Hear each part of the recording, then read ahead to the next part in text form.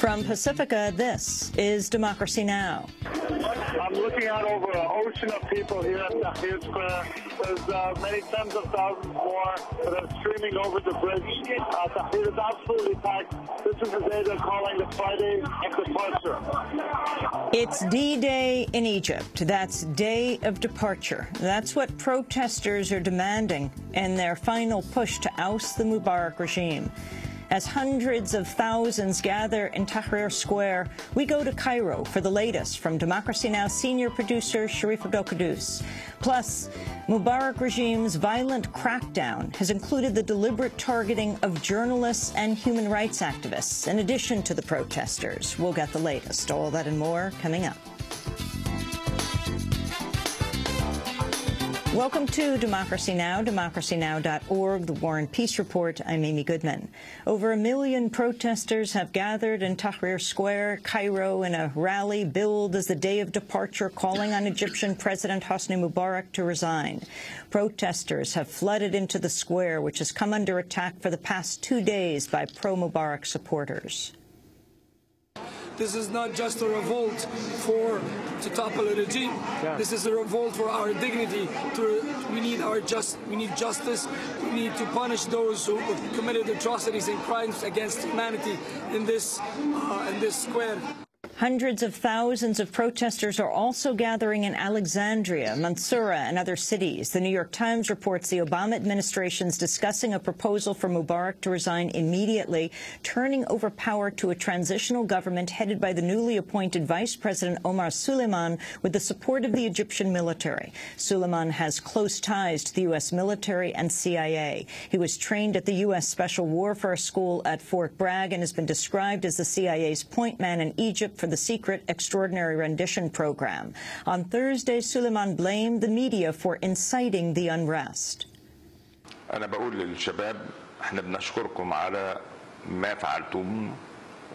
say to the youth, we thank you for what you have done. You are the spark that ignited the reconciliation during this time, and the nation has listened to all of your demands.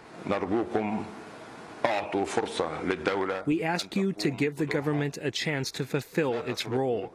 Do not allow rumors and the satellite channels to anger you against your government. On the street, supporters of the Mubarak regime violently attacked journalists and human rights workers Thursday. The Committee to Protect Journalists said it has received 100 reports of attacks on journalists. A crew from ABC News was carjacked and threatened with beheading. A Swedish journalist was stabbed. Authorities also arrested reporters from the New York Times, Al Jazeera, the Washington Post, and other outlets. In addition, backers of Mubarak dismantled satellite equipment, making it impossible for most TV stations to broadcast scenes from the square. UN Secretary-General Ban Ki-moon condemned the attacks on journalists and peaceful protesters. Violent attacks against the peaceful protesters are completely unacceptable. It is important to ensure an orderly and peaceful transition. I have urged all parties to engage in such a process without delay, with the full respect for human rights, in particular the freedoms of speech, expression, association, and information. Meanwhile, a broadcaster at the state-run Nile TV station has resigned. Shahira Amin said she quit because she was not allowed to report on what was happening in Tahrir Square. I'm here in Tahrir Square, and I'm determined to be on the side of the people, not the regime. And that's why I'm here. Right, and so you've resigned from Nile Television? I walked out yesterday. I can't be part of the propaganda machine. I'm not going to feed the public eyes. Meanwhile, the impact of the uprisings in Tunisia and Egypt is growing across the region. On Thursday, the president of Algeria promised to lift a 19-year-old state of emergency and to provide more political freedoms. The move comes as anti-government protesters have announced plans to hold mass protests on February 12th.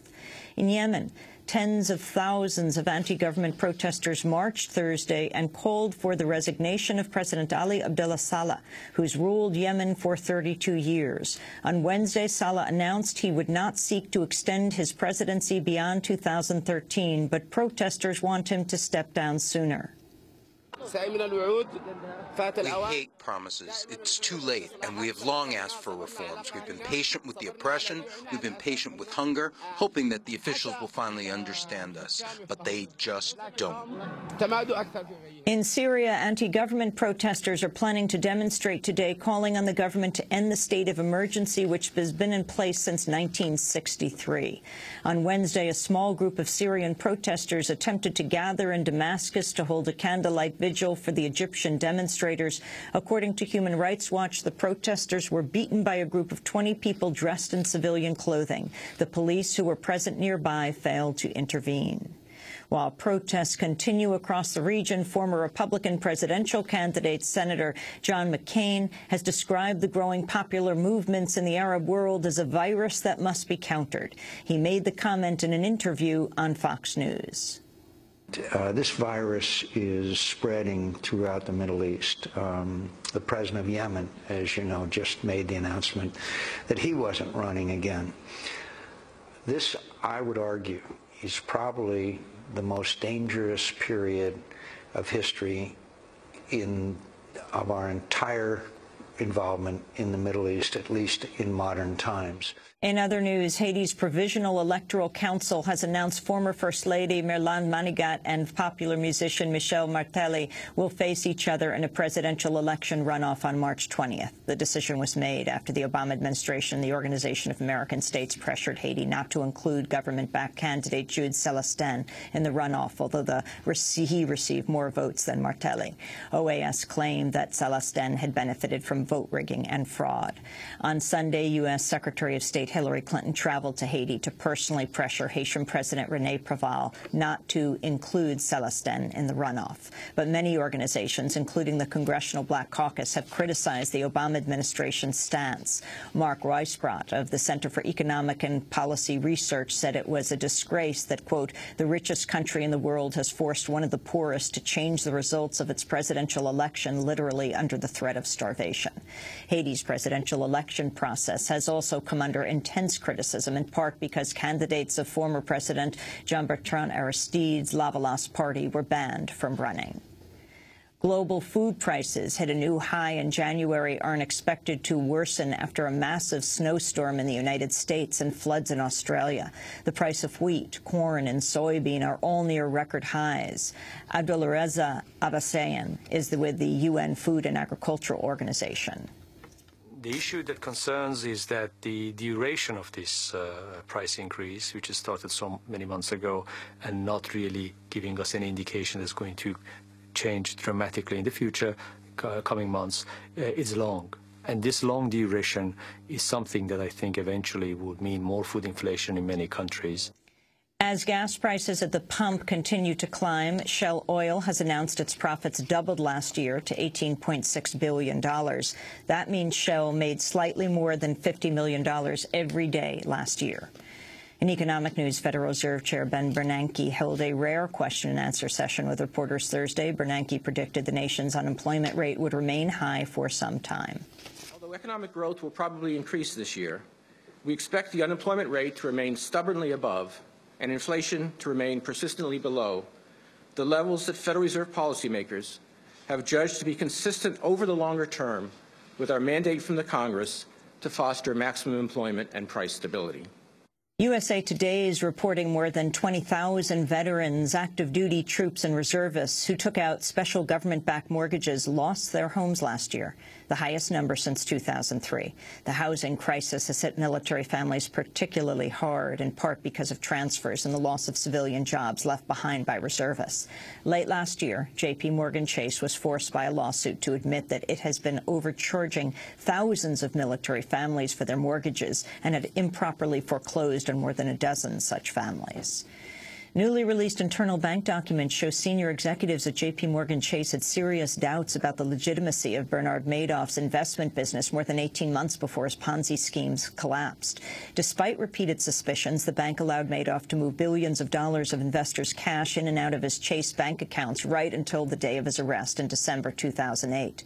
In one email, a high-level risk management officer for Chase's investment bank wrote, "There is a well-known cloud over the head of Madoff, and his returns are speculative speculated to be part of a Ponzi scheme. Lawyers have accused the bank of overlooking the warning signs in order to pursue profitable credit and derivatives deals with Madoff and his investors. The U.S. military has announced a 48-year-old Afghan man has died at the Guantanamo military prison. Authorities said Awal Malim Gul died shortly using an elliptical trainer, a stationary exercise machine. Gul had been held at Guantanamo for nearly 9 years without charge. On Thursday, Virginia Attorney General Ken Cuccinelli announced his state will challenge Obama's health care law by bypassing appeals process and going straight to the Supreme Court. Cuccinelli said conflicting court decisions about the law's constitutionality have created sufficient uncertainty about implementation of the law to justify expediting Supreme Court review. The Justice Department will oppose the motion, saying the case should be fully heard by lower courts before the High Court acts.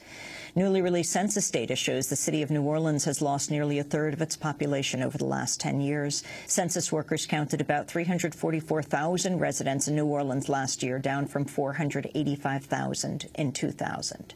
And in Puerto Rico, riot police attacked students on strike at the University of Puerto Rico with rubber bullets during a sit-in demonstration at the Capitol. More than 150 students practicing civil disobedience were arrested. The student strike began in December against severe budget cuts and the privatization of the institution. And those are some of the headlines. This is Democracy Now!, democracynow.org, The War and Peace Report. I'm Amy Goodman with Juan Gonzalez. And welcome to all of our listeners and viewers around the country and around the world. Thousands of Egyptian pro-democracy protesters have returned to Cairo's Tahrir Square in defiance of violent attacks from supporters of President Hosni Mubarak. Over the past 2 days, the square was the scene of shocking violence broadcast all over the world. Mubarak loyalists, many of them riding horses and camels, attacked pro-democracy protesters with guns, Molotov cocktails, and other weapons. Government forces, meanwhile, have intensified their crackdown, assaulting and arresting activists and journalists, as well as raiding the offices of several legal and human rights groups. The New York Times is reporting the Obama administration's open talks with Egyptian officials on Mubarak's immediate resignation. The proposal under discussion would see Vice President Omar Suleiman lead a transitional government before elections later this year. The former head of Egyptian intelligence, Suleiman, is deeply unpopular in Egypt. There is also no indication Mubarak or his top aides have shown any willingness to seriously consider the proposal. Mubarak's defiantly vowed to finish out his term. On Thursday, he told ABC News he's tired of the presidency, but fears stepping down would lead to chaos. Pro-democracy organizers have labeled today the Day of Departure, or D-Day, a final push for Mubarak's immediate resignation. Protests are beginning to swell with the end of Friday prayers. For more, we go right now to Cairo, to Tahrir Square, to Democracy Now! Senior producer Sharif Abdel Kouddous. Sharif, welcome to Democracy Now! What do you see? Amy, I'm standing on a balcony 10 stories up, right overlooking Tahrir Square. I'm just looking at an ocean of people here. They're streaming tens of thousands of more in over Usher New Bridge and the other entrances into Tahrir. This is the day that they call the Day of Departure. It's 1 week since the people of Egypt went to battle against the Interior Ministry and won and claimed the streets of Cairo and claimed Tahrir. And they have occupied Tahrir ever since. And they have come under brutal assault by Mubarak loyalists, by the Mubarak regime, in a coordinated campaign of violence. They resisted, and they managed to keep Tahrir Square, and this is the day that they say Mubarak will go. They have said this before, and they're hoping that this time it will be true.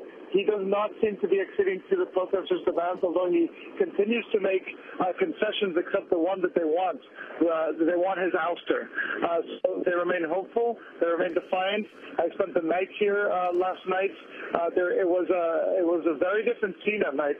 There's much fewer people at night. There's a lot of political discussion, a lot of conversation. There's fires, there's singing.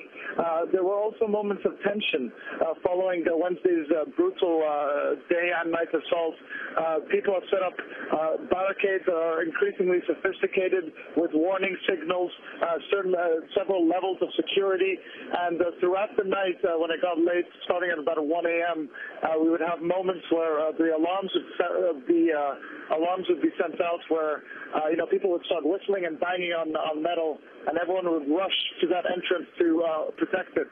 The Baltageya, the pro-Mubarak thugs, were just kind of taunting, I think, at different entranceways, and people would rush to them at various points of the night, but never any real threat. Right now, they would not dare enter the square. It is just packed with people, and I have a great view from here, and more are just streaming in. Well, Sharif, some of the reports that we're receiving now are saying that the military has once again reasserted itself in taking over a lot of the entrances to Tahrir Square, and that basically that they are keeping out some of the pro-Mubarak folks that have created all of the violence over the last couple of days. What's your sense from what you're able to tell of the access to the square and where the pro-Mubarak thugs are right now?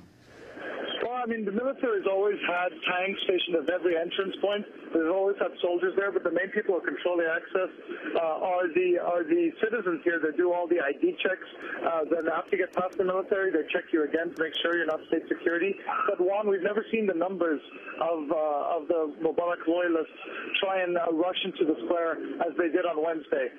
There are a number of infiltrators that are in the square. I myself was tailed yesterday. I found a man just continually asking my name, following me, just did not look the part. When I asked him who he was very directly, he just scurried off. And every once in a while during the night, they would find one of these people, ask for his ID. It would turn out to be police or state security. There'd be a scuffle, and they'd grab him and deposit him to the military to take into custody. But the military does seem to be having more control. But, that's what we thought earlier. And they allowed in these thugs on horseback and camel to attack these people with Molotov cocktails, with knives and guns. So it's unclear what will happen next. But what we do know now is that the people of Egypt are coming out in a very strong show of force, despite this brutal assault. We hear, Sharif, that violence is breaking out in Alexandria, where major protests have been going on. Is there any communication between people in Tahrir Square and in Alexandria? Well, I mean, as you know, being on the ground here, it's hard to get information from other parts of Egypt. I haven't spoken to anyone who's been in touch with people in Alexandria, so I can't speak to that. What I can say is that there have been sporadic incidents of violence here, but nothing like that we saw on Wednesday evening. And the ability of the international press to get around the square, obviously in the last 2 days that was severely curtailed as more and more attacks on journalists and harassment of journalists occurred. What's the scene like today? Well, the crackdown on the press was harsh and it was ominous. Let me just say, I think the safest place for a journalist to be is inside Tahrir Square. Journalists are welcomed here. They're able to film. It's once you leave Tahrir, you're on the streets of Cairo that the Mubarak regime still controls, where journalists have come under a heavy crackdown. We were almost taken, actually, yesterday when we were coming from, when I spoke to you on the outskirts of Tahrir Square, walking back in at an army checkpoint, what looked like maybe military police or mukhabarat, started questioning us, asking us for our journalism credentials, something we've never been asked before, and we were very, very close to being taken in, but we talked our way out of it. So there is, and also, our camera people hide their cameras now when they go into the streets of Cairo. They don't show them as they did. But again, I think the safest place for a journalist is right here in Tahrir. We're going to go to break. We're speaking to Democracy Now's senior producer, Sharif Kouddous. He's in Tahrir Square, where he stayed all last night. We're also going to talk about the number of journalists who were cracked down on. The Committee to Protect Journalists says more than 50. We're going to talk to them next. This is Democracy Now!, democracynow.org, The War and Peace Report. Back in a second. We're here. Let's go. Mastermin. Mubarak, wanna make me go throw that rock. First things first, get me a job. Then let's talk about my hijab. It's lockdown, like it or not, wanna lock us down. No click, no mouse, we burn your house. Kids, spouse, everybody getting knocked out. Queens can't keep us tame. Yes, we're crazy in the range. These old rage, I hate to stay. Tyrants gotta be locked away. They wonder why we so rah. We rah. Why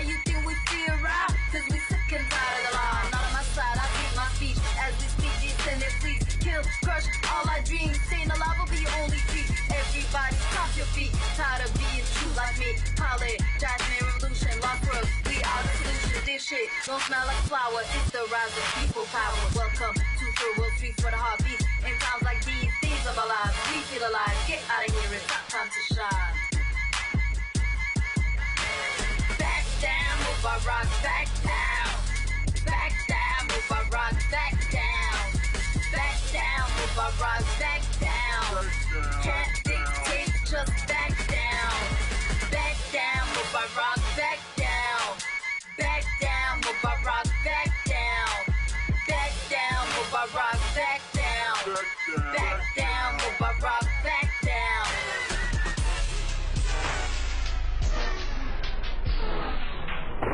Back down. Back down, Mubarak masterminds here on Democracy Now!, democracynow.org, The War and Peace Report. I'm Amy Goodman with Juan Gonzalez here in New York, and we are in Cairo with Ahmed Shokr, who is an Egyptian newspaper editor who is right there looking out over Tahrir Square. Ahmed, can you hear me? Thank you for having me. Ahmed is on Sharif's line. Ahmed, can you hear me? Yes, I can hear you. Hi, Thank you for having me. It's good to have you with us. Great. So the latest news we have, the U.S. government putting pressure on Mubarak to resign. He tells ABC that he's tired of the presidency. The suggestion that we hear is that the vice president, who was just named by Mubarak, would take over. What is your assessment of what's happening? Well, the vice president was on Egyptian television yesterday, and he gave a speech which I think was intended to diffuse this uprising, which has lasted for well over a week now. But I think his attempt has largely failed. As we can see today, tens of thousands of people are taking to the streets once again. And the problem now for the regime is that they're essentially not offering any major political concessions. I mean, yesterday in the vice president's speech, he did not vow to end the draconian emergency law that's been in place for the past 30 years. He said he would keep in place the current parliament, which was brought to power in elections that were marred by fraud and that lacked any independent supervision. His discussion of constitutional amendments was very limited. He didn't talk about articles which grant extensive and unchecked powers to the president or articles that govern judicial supervision over the elections. I mean, basically what he talked about yesterday was very limited amendments to the Constitution, in particular two articles that govern presidential eligibility and term limits. So this is far short of what the opposition has been demanding. And, of course, most importantly, the vice president did not meet the most important demand of the protesters, which is for the ouster of the current regime and a peaceful transition to a democratic government with a popular mandate. So the scenes that we see on the street today are likely to continue until people feel that they're getting real political change from the government, which has not happened so far. Ahmed Shokr, this is Juan Gonzalez here, also in New York. I just wanted to ask you, in terms of the role of Suleiman, clearly the United States appears to be directing its efforts now, recognizing that Mubarak must go, to see Suleiman as the guy who will replace him and maintain U.S. presence and influence in the region. Can you give us a sense of how he is regarded, how Suleiman is regarded among the Egyptian people, and whether there's any distinction that they see at all between him and Mubarak? Well, I think Omar Suleiman is someone that will make both the United States and Israel quite happy. He was the director of the Egyptian intelligence for almost 20 years. He basically ran the Egypt end of the U.S. renditions to torture program. He's the architect of Egypt's policy towards Israel and Palestine, and is largely responsible for Egypt's complicity in the blockade on Gaza, which has strangled the population of Gaza there for almost 5 years now. So he's someone that will make these powers quite happy. On the Egyptian side of things, of course, people see him quite differently. Omar Suleiman is a very close aide to Hosni Mubarak. He is someone who he's a senior leader from the military establishment that has been ruling this country for almost 60 years now. So I think many people are likely to see his rule as an extension of the Mubarak regime rather than a dramatic rupture. The real question is, will people then continue taking to the streets and oppose him in the way they did Hosni Mubarak, or will they will they let him rule for an interim period and trust that that real democratic change will take place over the course of the next few months? Public opinion in that regard seems to be divided, I would say.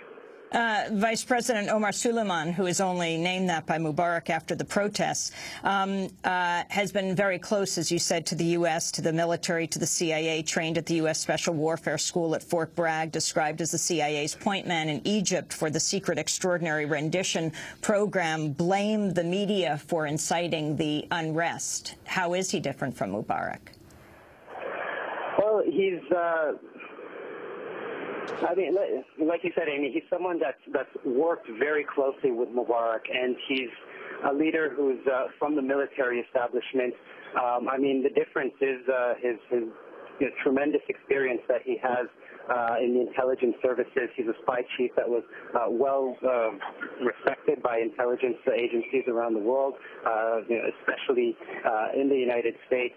And, you know, I think there's real questions about whether he's a man who believes in democracy and whether he's the right person to undertake a democratic transition. I think, you know, right now there's a lot of focus amongst the opposition on Mubarak. He's sort of become a symbol of the regime that they want ousted as soon as possible. And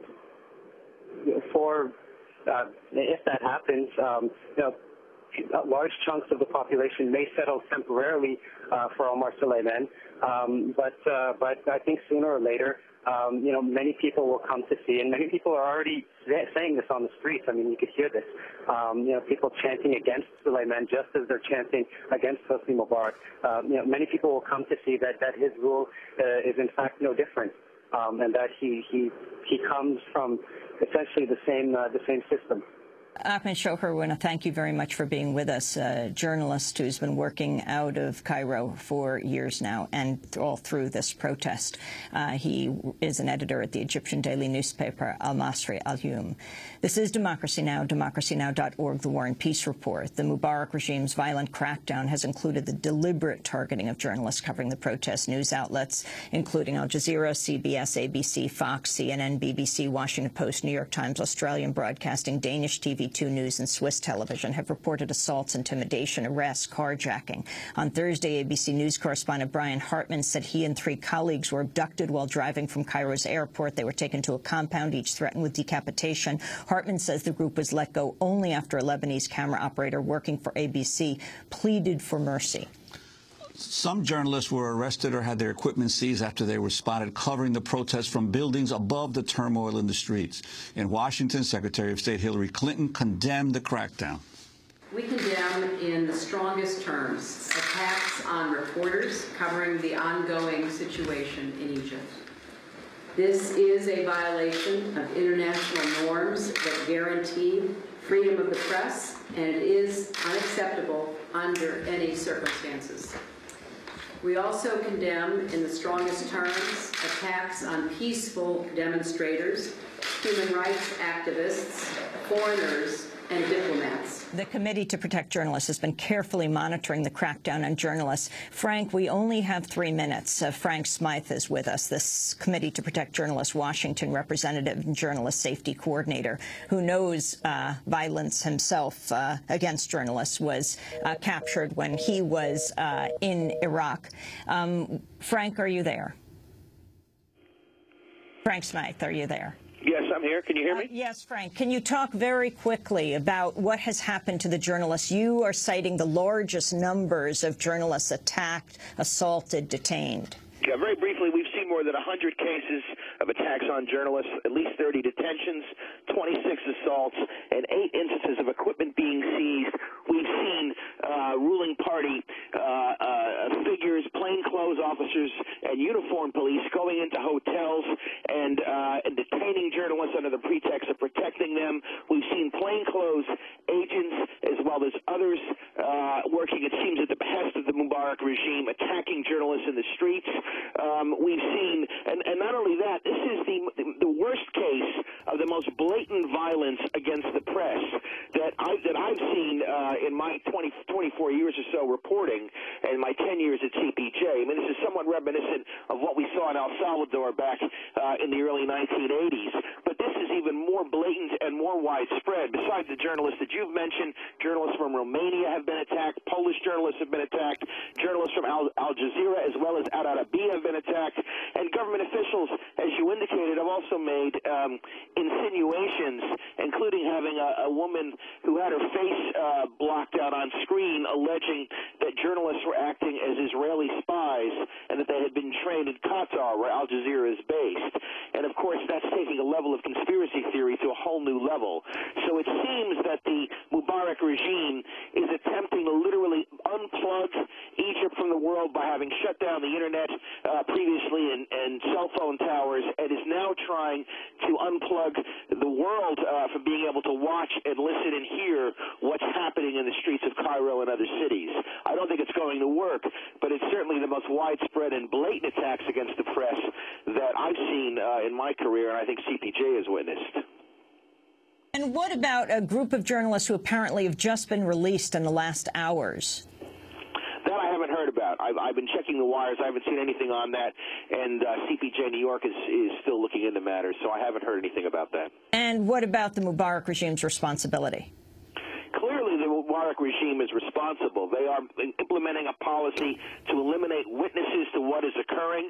There is no doubt that government authorities are behind these attacks that have taken place in a number of different areas involving both uniformed agents as well as plainclothes agents, in addition to people that seem to be working at the behest of the government. We've also heard reports of government employees, people working at various government entities who are being told, if you want to keep your job, you have to go out in the street and attack not only anti-Mubarak protesters but also journalists. So there is no doubt in our minds that the regime is culpable for this violence against the press. Frank Smythe, we want to thank you very much for being with us. He is the Washington representative and journalist safety coordinator of the Committee to Protect Journalists. This is Democracy Now!, democracynow.org, The War and Peace Report. When we come back, we go into Tahrir Square with Sharif Kouddous. Stay with us.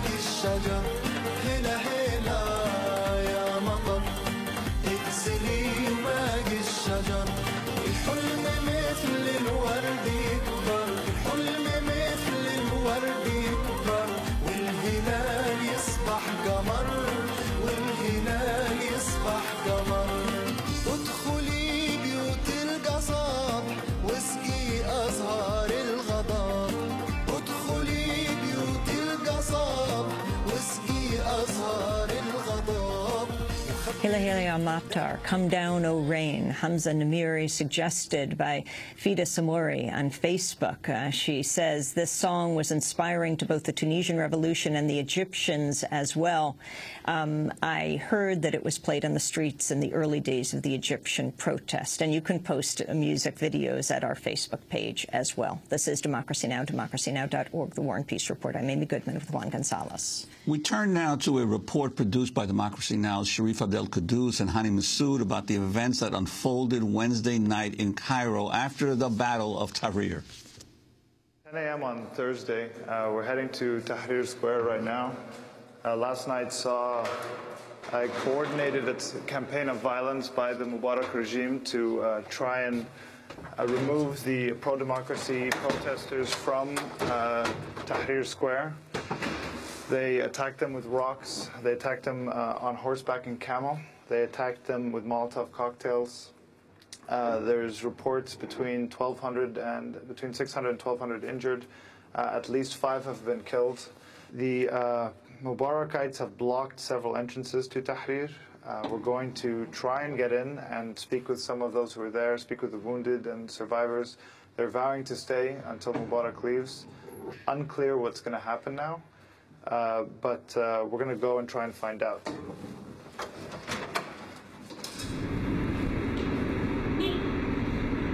There are still a large number of people left. We've heard them speaking on channels like Al Jazeera. They've been tweeting out.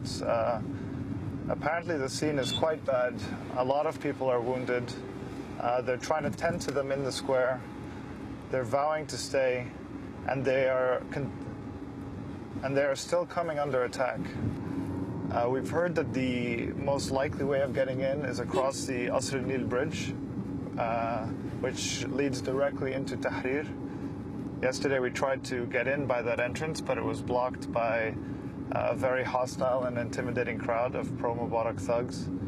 And we're going to see if we can make it through this time.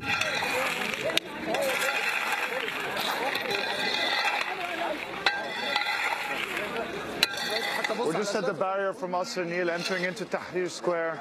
As you can see on the ground here, it's covered in rocks and stones.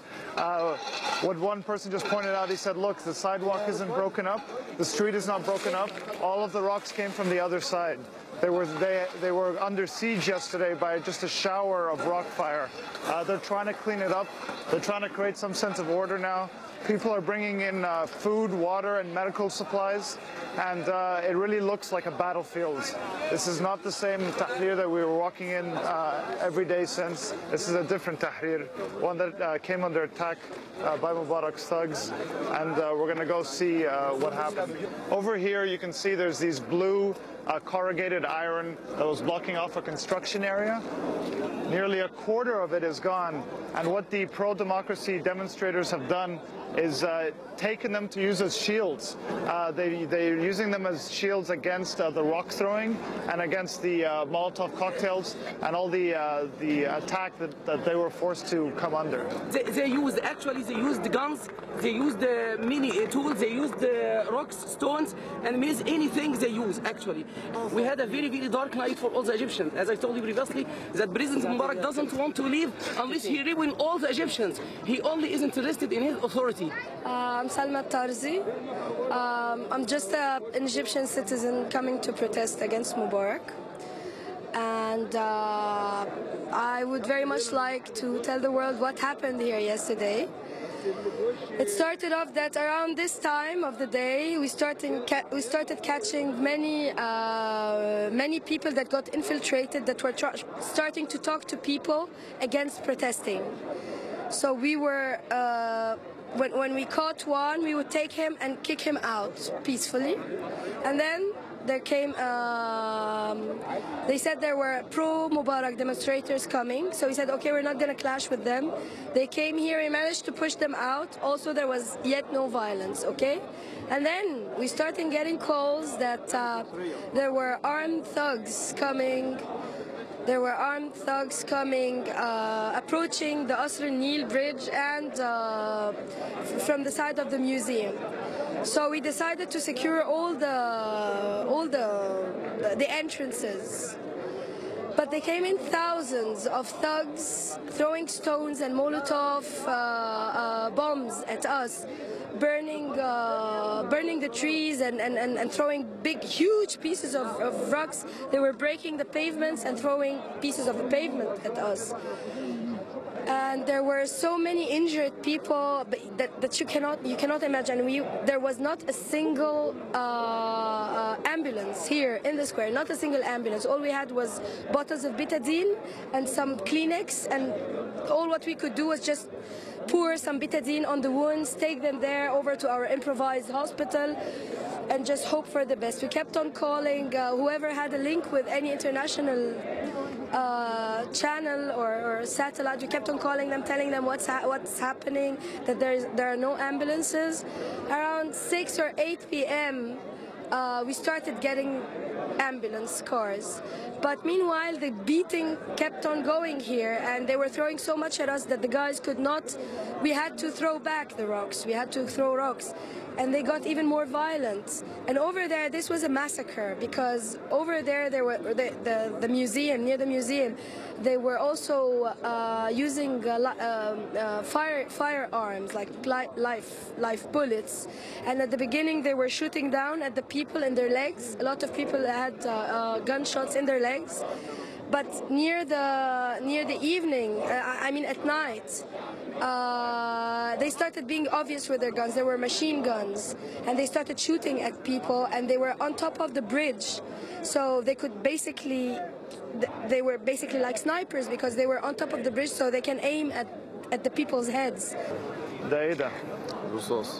So he's showing us a bullet that was fired last night, one of many. He says this is what was being fired on them all night yesterday.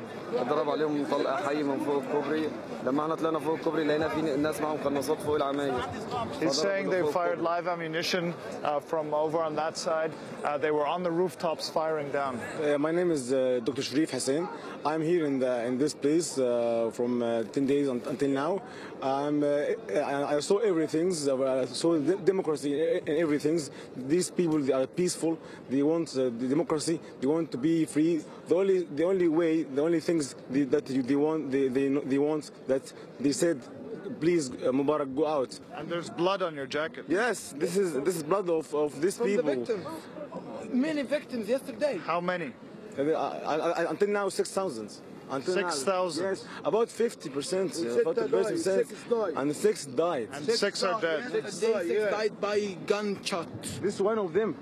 And where you have set up a makeshift hospital here? No, this is a small one. Small center, yes. Yeah, small, just a small medical center. Not very equipped, not good equipped, not equipped enough. The bad victims and the bad injured victims, we transfer them to bigger hospitals, like in Shams Hospital or Kasrul Hospital. But we do the best of our job. The best we can, we do it. Can you take us to the hospital? Yes, I can take. Here we're on the edge of Tahrir Square. There are many rocks and stones that have littered the ground here. Army tanks are stationed, but they just stood by as Mubarak's thugs came in on horseback and camel and attacked crowds. There's many wounded here in slings. They're bandaged. Here's a child. He's about 5 or 6 years old. He's being fed yogurt by his mother. He's bruised on the side of his face. I asked his mother what happened to him, and she said he's a revolutionary. He's fighting for his future. So we're walking now to the makeshift hospital that's been set up inside a mosque just around the corner around here. We're in an alleyway around the corner from Tahrir. And right over here is the hospital where many wounded are being cared for. This is the makeshift hospital that's been set up. Inside this hospital we see many wounded, different kinds of injuries, broken bones, broken hands, broken legs, many head injuries from rock throwing. And over here there's a whole section for medical supplies that have been brought in. Many have been donated from people coming in to support this movement and support the struggle against Mubarak's regime. It is quite a well-functioning clinic, but many have been wounded. Here's a man with a broken leg, broken arm. He's casted, he's wrapped up. He's also got a bandage on his head. Blood is on his scarf. And what kind of injuries are you seeing, Dr. Arubi? Many kinds of injuries, cut wounds, stab wounds, and blunt wounds by a piece of rocks, and also gunshots yesterday, not today, till now. I don't know. But till now, there is no gunshots, alhamdulillah. My name is Suzanne Esmat. I'm an Egyptologist tour guide, by the way. I'm not a doctor, but I'm participating and helping doctors over here, as you can see, and physicians. And I'm a demonstrator. I started with the movement ever since it started. It started with tear gas bombs and bullets, and now it's ending with these massacres that you can see outside.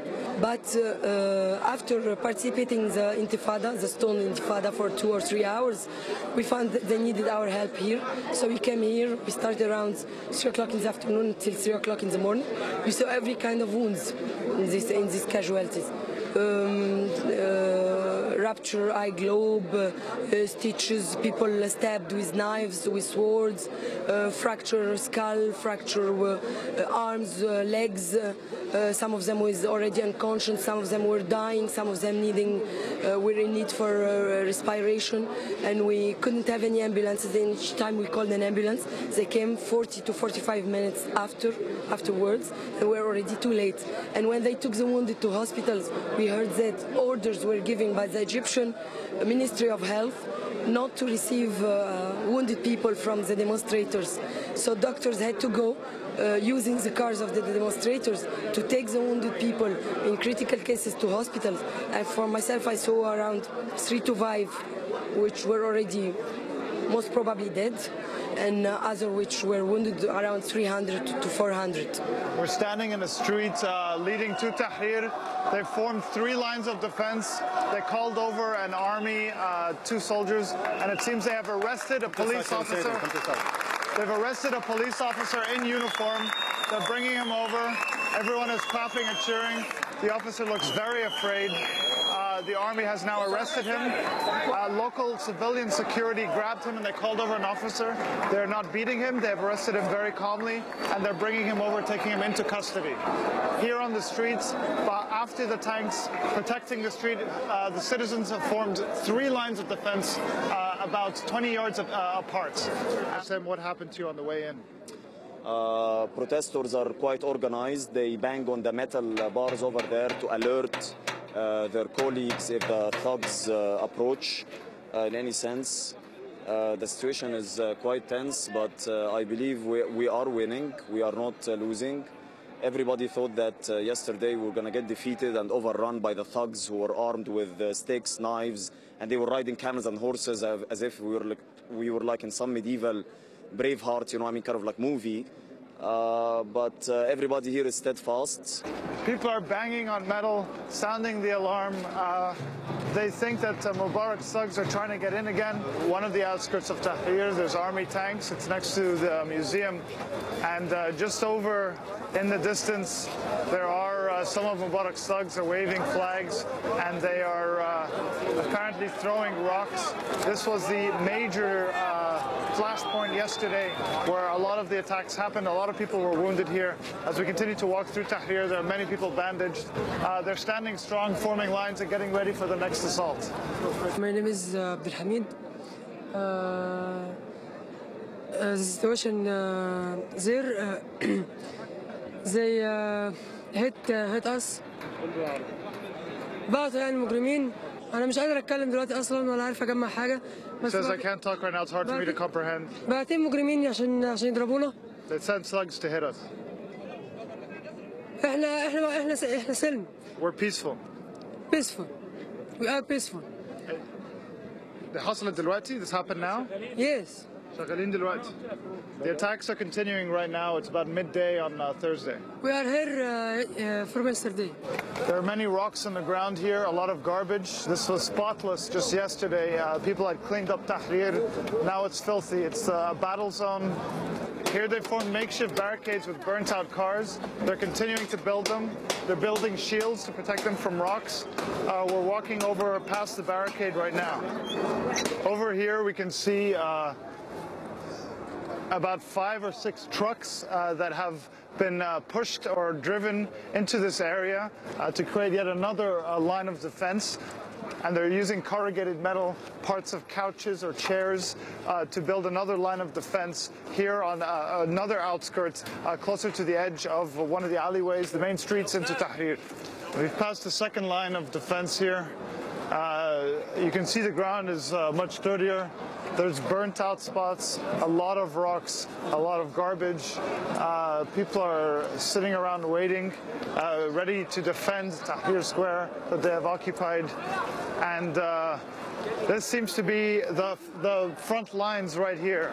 People are standing on the edge over the corrugated metal, and they're waving and looking at the people on the other side. We'll try and get a look and see what is on the other side. There are a number of army soldiers here. They seem to have grabbed someone and they're holding them. the street is just a sea of rocks. I mean, there's hardly any street anymore. It's just rocks everywhere. There are rocks being thrown by both sides. The clashes are continuing. People here are gathering to...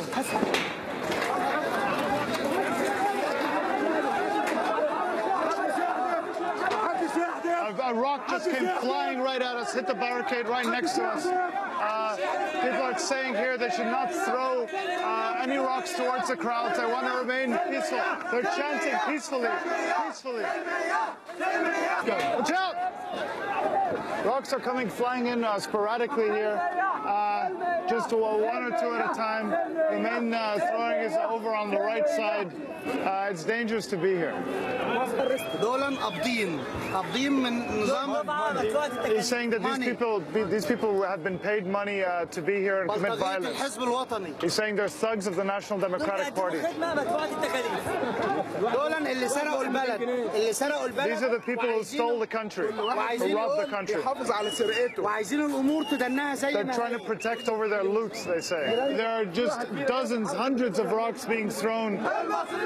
They're saying the Egyptians don't hit their own brothers.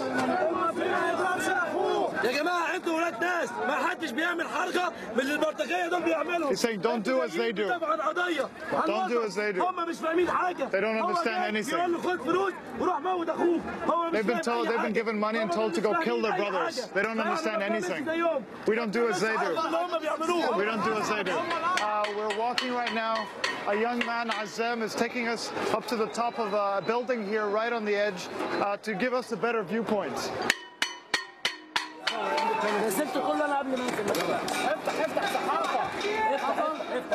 صحافة ومعانا راجل يلا افتح تعال شوف بعد اذنك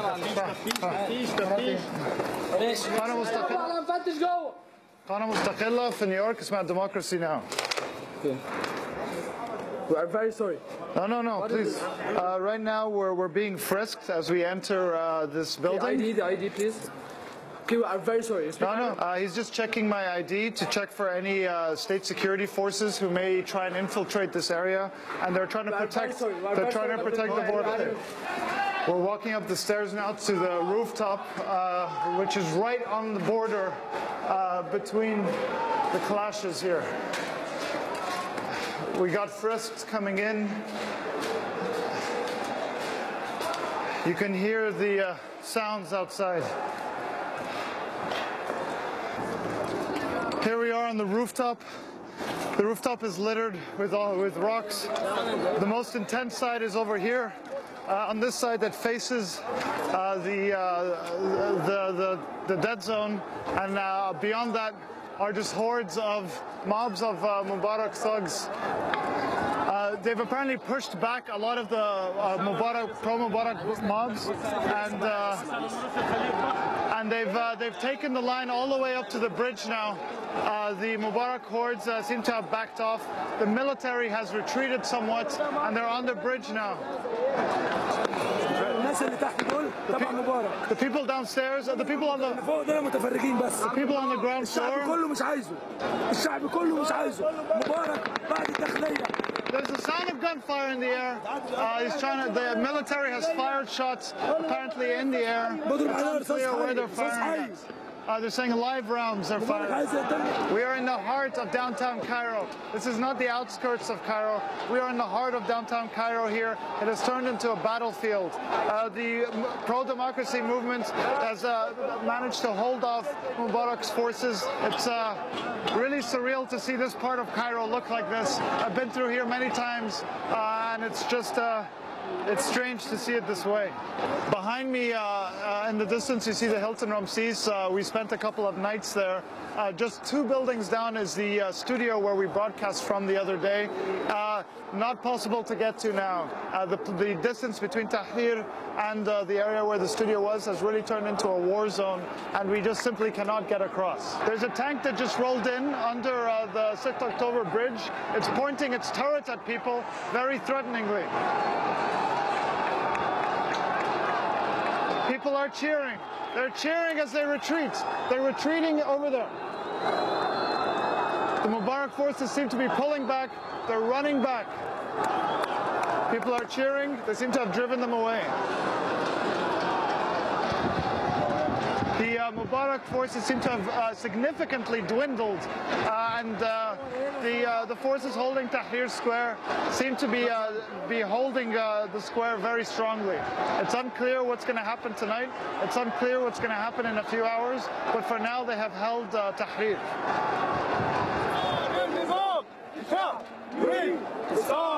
I've been here since the 25th, and I think at this point, I personally am not going back until I get what I want. What is that? I want him out. I want him tried. I want the whole world to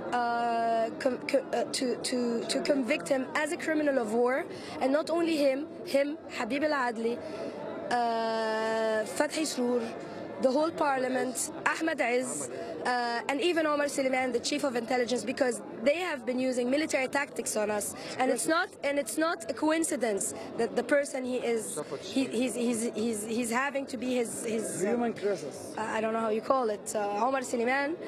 He's the chief of intelligence. I mean, they are using military tactics amongst us. They are sending spies in the middle of it. Just before we met you, you were hugging someone, and he appeared very emotional and crying. Can you describe that scene? This is a friend of ours who could not get in yesterday, because yesterday all the entrances were blocked, so a lot of people who wanted to come could not get in. And he was crying because he was very worried for the people that were inside, and he was crying because they managed to make us destroy the place that we've been keeping, destroy our country in order to protect ourselves, and make Egyptians kill Egyptians, basically, because at the end of the day, the thugs, the thugs that were being paid £50 to come and beat at us, at the end of the day, they are part of the Egyptian people. And if they manage to poison us so much that this is the outcome, that he's creating a war zone, this is sad. This is very sad for all of us. The sun is setting here on Tahrir Square. It's Thursday night. This is the night after the Mubarak regime launched a coordinated campaign of violence to try and take back the streets of Cairo from the pro-democracy uprising that claimed them 1 week ago, over 9 days ago. We're here in Tahrir. They remain defiant. They have held on to Tahrir, but they suffered terribly. We've seen many wounded, and the battle still rages on the periphery. Rocks are being thrown. There are army tanks. Shots are being fired. Unclear what's going to happen tonight, but we will continue to follow developments here. It's still a tense situation, but the people are proud and defiant, and Friday will be a decisive day, regardless of what happens. I'm Sharif Abdel Kouddous with Hany Massoud for Democracy Now!